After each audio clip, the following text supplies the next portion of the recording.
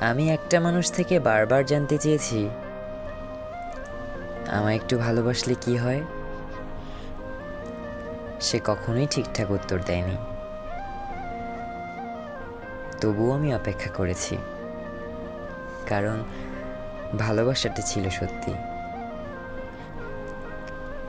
চেয়েছি সে একবার বলুক তুই আমার আপন। কিন্তু ভালোবাসা যেখানে বোঝে না সেখানে প্রশ্ন করাটাও ভুল। তবুও মন আজও ভাবে, যদি একটুখানি ভালোবাসতো কি হতো তবে।